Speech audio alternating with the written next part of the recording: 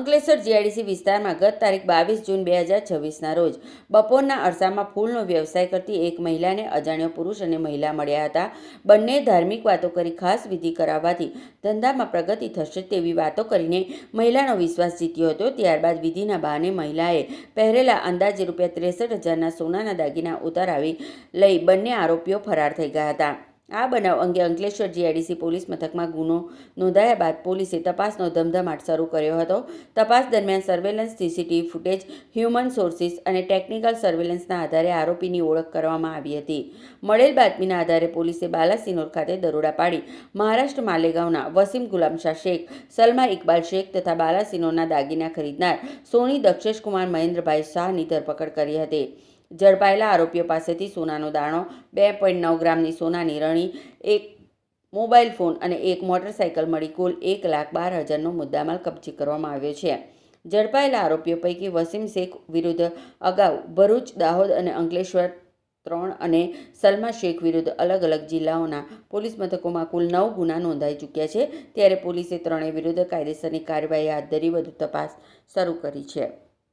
મિલકત વિરોધી ગુનાઓ જે છે તેના ડિટેક્શનના ભાગરૂપે માનનીય આઈજી સાહેબ તથા એસપી સાહેબની સૂચના અન્વયે અંકલેશ્વર જીઆઈડીસી પોલીસ સ્ટેશનને ખૂબ મોટી સફળતા મળી છે. જેમાં આ જે ગુનો જે છે તે ડિટેક્ટ કરવામાં હકીકત એવી છે કે આ બે પતિ પત્ની જે છે જેનું નામ છે વસીમ ગુલામશાહ શેખ તથા સલમા ઇકબાલ કમરુદ્દીન શેખ, તેઓ જે છે એ પતિ પત્ની હોવાનું દેખાડો કરતા હતા. જતા વ્યક્તિને ધાર્મિક વિધિમાં રસ હોય તેવી વ્યક્તિને એપ્રોચ કરી તેમને વાતોમાં ઉલઝાવી, તેમને લલચાવી, ફોસલાવીને તેમની પાસેથી સોના ચાંદીના દાગીના કે રોકડ જે પણ હોય તે પડાવી લેતા હતા. તેને પોતાની વાતોમાં ફસાવી અને આ રીતનો ગુનો આચરતા હતા. જેમાં ગુનો દાખલ કરી જીઆઈડીસી પોલીસ સ્ટેશને અલગ અલગ ટેકનિકનો ઉપયોગ કરી અને ગુનાનું ડિટેક્શન કર્યું છે.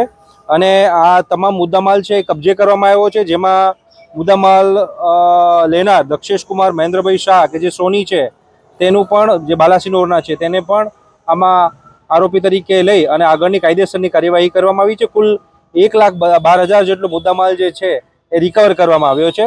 આ બંને વિરુદ્ધ અગાઉ પણ અમરેલી, પોરબંદર, અમદાવાદ વગેરે અલગ અલગ જગ્યાએ 9 જેટલા ગુનાઓ પણ દાખલ થયેલા હોવાનું ધ્યાનમાં આવેલ છે. એટલે એક પ્રકારના હેબિચ્યુઅલ ઓફેન્ડર્સ છે તેવું ધ્યાનમાં આવેલ છે.